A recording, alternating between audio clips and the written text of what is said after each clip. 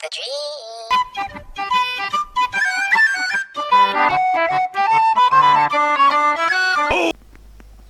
Assalamualaikum warahmatullahi wabarakatuh. Alhamdulillahirrabbilalamin. Wabihi nasta'in mala umudi wadin. Wassalatu wassalamu ala mursalin wa ala alihi washabihi ajma'in amma ba'du. Pada kesempatan kali ini, saya Muhammad Farhan dari kelas reguler 5B insyaallah akan sedikit menjelaskan materi tentang akhlak kepada Allah Subhanahu wa taala di Quran surat Az-Zariyat ayat 56 dan di Quran surat Al-Baqarah ayat 21. Kedudukan akhlak dalam kehidupan manusia menempati tempat yang penting, karena apabila akhlaknya baik, maka insya Allah sejahtera lahir dan batinnya. Apabila rusak, maka rusaklah lahir dan batinnya. Kewajiban seseorang terletak pada akhlaknya yang baik. Akhlak yang baik selalu membuat orang menjadi aman, tenang, dan tidak adanya perbuatan yang tercela. Seseorang yang berakhlak mulia selalu melaksanakan kewajiban-kewajibannya. Dia melakukan kewajiban terhadap dirinya sendiri yang menjadi hak dirinya, terhadap Tuhan yang menjadi hak Tuhannya, terhadap makhluk lain, dan terhadap sesama manusia. Kita sebagai hamba Allah sepatasnya mempunyai akhlak yang baik pada Allah. Hanya Allah lah yang patut disembah selama hidup. Apa saja yang diterima dari Allah sungguh tidak dapat dihitung. Akhlak yang baik kepada Allah adalah ridho terhadap hukumnya, baik secara syar'i maupun secara takdir. Ia menerima hal itu dengan lapang dada dan tidak mengeluh. Jika Allah menakdirkan sesuatu kepada seorang muslim yang tidak disukai oleh muslim itu, dia merasa ridho, menerima, dan bersabar. Ia berkata dengan lisan dan hatinya, "Aku ridho Allah sebagai Robku." Jika Allah menetapkan hukum syar'i, ia pun ridho dan menerima. Ia tunduk kepada syariat Allah Azza wa Jalla dengan lapang dada dan jiwa yang tenang. Allah kepada Allah Subhanahu wa taala dapat diartikan sebagai sikap atau perbuatan yang seharusnya dilakukan oleh manusia sebagai makhluk kepada Allah sebagai Khalik. Di Quran surat Az-Zariyat ayat 56, Allah Subhanahu wa taala berfirman, "A'udzubillahi minasyaitonirrajim. Bismillahirrahmanirrahim. Wa ma khalaqtul jinna wal insa illa liya'budun." Yang artinya, dan aku tidak menciptakan jin dan manusia melainkan supaya mereka mengabdi kepada Allah. Quran surat Az-Zariyat ayat 56.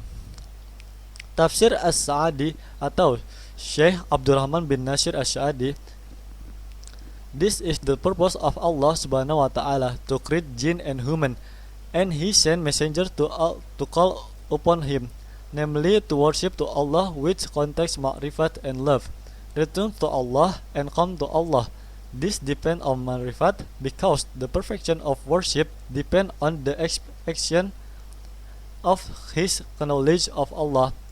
Even every time a servant increases his ma'rifat, then his worship is more perfect." Inilah tujuan Allah Subhanahu wa taala menciptakan jin dan manusia, dan Dia mengutus para rasul untuk menyeru kepadanya, yakni untuk beribadah kepada Allah yang di dalamnya mengandung makrifat atau mengenalnya dan mencintainya, kembali kepadanya dan mendatanginya. Hal ini tergantung pada makrifat, karena kesempurnanya ibadah tergantung sejauh mana pengenalannya kepada Allah. Bahkan setiap kali seorang hamba bertambah makrifatnya, maka ibadahnya semakin sempurna. Sekarang saya akan menceritakan sebuah kisah Abdullah bin Umi Maktum. Suatu hari datanglah seorang sahabat yang tua, renta, lagi buta kepada Rasulullah SAW. Ia adalah Abdullah bin Umi Maktum. Ia datang meminta izin agar bisa absen menunaikan sholat berjamaah di masjid. "Ya Rasulullah, setiap hari saya datang ke masjid bersama keponakan saya. Namun sekarang dia sudah meninggal dan tidak ada lagi yang bisa menuntun saya ke masjid. Apakah boleh dengan uzur ini saya tidak ke masjid menunaikan sholat?" Tanya lelaki tua itu.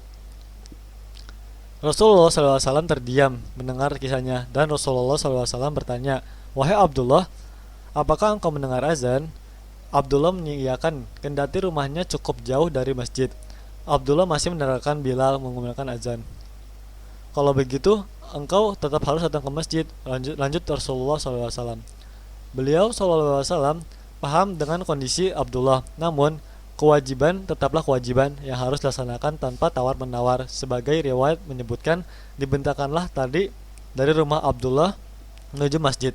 Tali itu menjadi penuntun bagi jalan Abdullah menuju ke masjid. Setiap hari ia beraba-raba seraya berpegang kepada tali itu untuk datang ke masjid. Suatu ketika Abdullah tersandung batu dan terjatuh. Pakaian pun kotor terkena lumpur dan berlumuran darah luka di kakinya. Ia pun segera pulang untuk mengganti baju itu. Sesaat kemudian dia segera menuju ke masjid kembali. Karena tergesa-gesa, Abdullah pun kembali terpeleset dan terjatuh. Dengan hati kesal, ia pun kembali ke rumahnya untuk mengganti pakaiannya. Selanjutnya, untuk ketiga kalinya, Abdullah segera kembali ke masjid. Di tengah jalan, ia kembali terpeleset. Namun, dengan sigapnya, ia segera ditangkap oleh seorang pemuda. Tidak hanya itu, pemuda tersebut memapah Abdullah sehingga sampai ke pintu masjid. Tentu saja ia sangat berterima kasih dengan bantuan si pemuda tersebut. Herannya, si pemuda tersebut tidak ikut bersama kaum muslimin untuk menunaikan sholat di masjid. Ia hanya menunggu Abdullah di luar, kemudian mengantarkan pulang ke rumahnya kembali. Hal itu terulang beberapa kali, dan Abdullah pun menanyakan si pemuda, siapa pemuda yang telah menolongnya itu. Tentu saja Abdullah ingin mendoakan pemuda itu atas kebaikannya. Dan lalu dia bertanya-tanya mengapa pula pemuda itu tidak ikut sholat di masjid bersamanya. Wahai Abdullah, tidak perlu engkau mendoakan aku dan tidak perlu engkau tahu siapa namaku. Akulah iblis, si tegas pemuda itu. Abdullah kaget, ternyata yang biasa menuntunnya ke masjid itu adalah sosok iblis. Terus Abdullah pun bertanya, lalu mengapa engkau menuntutku ke masjid sedangkan engkau iblis yang menghalangi manusia mengerjakan sholat? Iblis itu akhirnya berkisah, saat engkau terjatuh ketika hendak ke masjid, aku mendengarkan ucapan malaikat bahwa Allah akan mengampuni dosamu. Ketika engkau jatuh kali kedua, aku mendengar bahwa Allah telah mengampuni dosa keluargamu. Aku takut jika engkau terjatuh lagi, Allah akan mengampuni dosa orang-orang di sekitarmu. Kisah si iblis. Itulah alasan yang membuat iblis terpaksa membantu Abdullah ke masjid dan pulang ke rumahnya agar tidak terjatuh lagi. Itulah Abdullah bin Ummi Maktum yang karena kesungguhannya telah membuat iblis terpaksa melayani dan membuatnya atau membantunya menaikkan ibadah. Abdullah hanya seorang laki-laki tua yang renta. Ia tinggal sebatang kara, ia juga buta, sehingga susah melakukan aktivitas sehari-hari. Namun, segala kekurangannya yang dimiliki tak membuatnya manja menjalankan syariat Allah Subhanahu wa taala. Lihatlah kesungguhannya, ia tetap bertekad datang ke masjid hendak tak bisa melihat dan sering terjatuh. Ia tidak ingin melewatkan syariat-syariat yang telah diperintahkan oleh Allah Subhanahu wa taala. Dan selanjutnya Allah juga berfirman di Quran surat Al-Baqarah ayat 21 yang berbunyi A'udzu billahi minasyaitonir rajim. Bismillahirrahmanirrahim.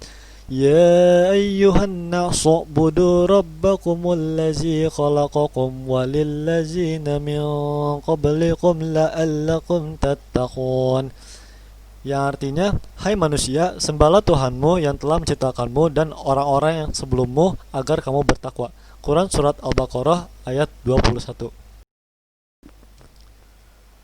Di tafsir An-Nas Asy'adi atau Syekh Abdurrahman bin Nasir Asy'adi, An-Nas is human, lafaz with the plural from which does not have a singular, from which a lafaz to denote one person, the word insan in usage. U'budu, obey with faith in expect reward in carrying out orders and staying away from prohibition, accompanied by full love and adoration of Allah, Rabbakum, your creator and ruler, and your true God. Khalaqakum, bring you from nothing with a great destiny. Tattaqun, so that you are continuous by making safe words that protect from the torments of Allah. This can be achieved with faith and righteous practice after living shirk and immortality. Anas adalah manusia, lafaz yang menunjukkan bentuk jamak di mana tidak memiliki bentuk tunggal.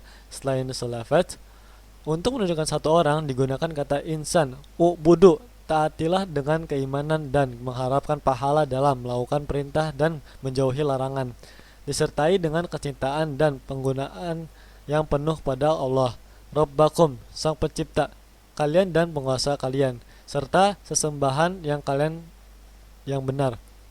Khalaqakum, mengandalkan kalian dari ketiadaan dengan takdir yang benar, yang besar.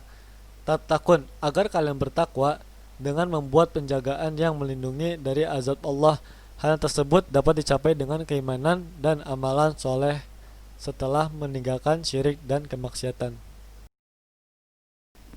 Selanjutnya saya akan menceritakan sedikit kisah dari Abdullah bin Amr. Ada seseorang yang bernama Abdullah bin Amr bin As yang dikenal sebagai ahli ibadah. Dia dibesarkan dari keluarga terpandang dan kaya raya. Ayahnya bernama Amr bin As yang merupakan seorang bangsawan. Ia juga berjihad di berada garis terdepan dalam menegakkan ajaran Islam. Sejak awal, Abdullah telah mementingkan dan memfokuskan dirinya terhadap Al-Quran. Setiap kali turun ayat, maka ia langsung menghafalkannya dan berusaha untuk memahaminya. Setelah semuanya selesai dan ayat-ayat di dalamnya Al-Quran sempurna, ia telah menghatamkannya dengan baik. Sepertinya Allah Subhanahu wa taala memang sudah tak mentakdirkan Abdullah sebagai seorang yang suci dan rajin beribadah. Ketika perang yang diikutsertakannya telah usai, ia bertamu ke rumah Allah untuk mendirikan sholat. Abdullah adalah seseorang yang selalu berpuasa di siang hari dan mendirikan sholat di malam hari. Lidahnya seperti tanpa berhenti berzikir, bertasbih, dan memujinya. Ada satu kisah yang menceritakannya bahwa Abdullah kurang memperhatikan keluarganya, bahkan abai dalam hubungan suami istri, seolah-olah dirinya tidak pernah istirahat dalam beribadah. Waktunya selalu menghabiskan untuk berpuasa, sholat wajib dan sunnah, dan membaca Al-Quran. Hingga suatu ketika, istri dari Abdullah berkata kepada Nabi Muhammad SAW. Ia mengeluhkan perilaku suaminya yang jauh mementingkan ibadah dibanding dirinya. Abdullah pun pernah dinasihati oleh Nabi Muhammad SAW. Kabarnya, engkau selalu berpuasa di siang hari, tak pernah berbuka, dan sholat di malam hari tak pernah tidur. Cukuplah puasa 3 hari setiap bulan. Abdullah menjawab, saya sanggup lebih dari itu. Kalau begitu, cukup lakukan 2 hari dalam seminggu, ujar Nabi Muhammad SAW. Aku juga sanggup lebih banyak dari itu.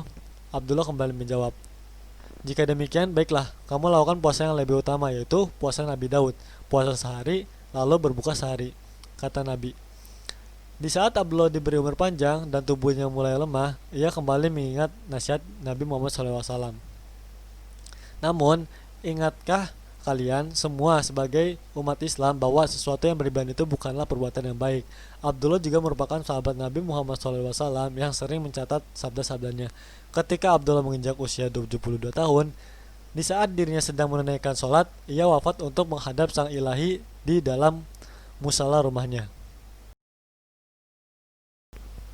Lalu berkenan dengan akhlak kepada Allah dilakukan dengan cara memujinya, yakni menjadikan Tuhan sebagai satu-satunya yang menguasai dirinya. Oleh sebab itu, manusia sebagai hamba Allah mempunyai cara-cara yang tepat untuk mendekatkan diri. Salah satunya adalah sebagai berikut, yaitu mentauhidkan Allah, yaitu dengan tidak menjatuhkannya kepada sesuatu apapun. Selanjutnya ada bertakwa kepada Allah, maksudnya adalah berusaha dengan semaksimal mungkin untuk dapat melaksanakan apa-apa yang telah Allah perintahkan dan meninggalkan apa-apa yang dilarangnya. Dan selanjutnya yang pasti beribadah kepada Allah, lalu bertaubat.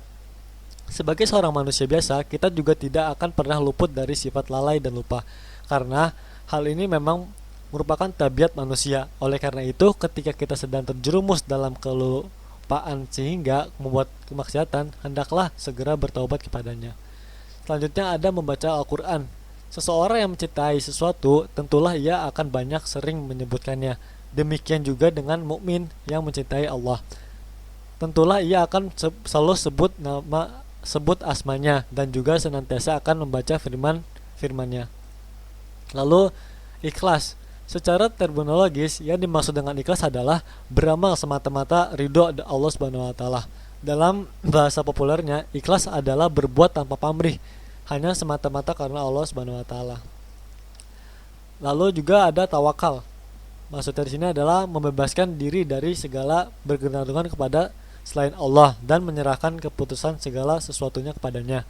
Tawakal harus diawali dengan kerja keras dan usaha maksimal atau berusaha semaksimal mungkin atau ikhtiar. Tidaklah dinamai tawakal kalau hanya pasrah menunggu nasib sambil berpaku tangan tanpa melakukan apa-apa. Alhamdulillah, mungkin cukup sekian yang bisa materi yang bisa saya sampaikan. Apabila banyak kekurangan atau salah kata mohon dimaafkan. Akhir kalam, wailahi taufiq walhidayah. Wassalamualaikum warahmatullahi wabarakatuh.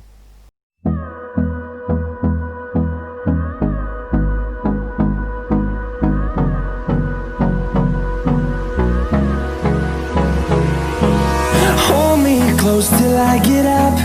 Time is barely on our side. I don't wanna waste what's left.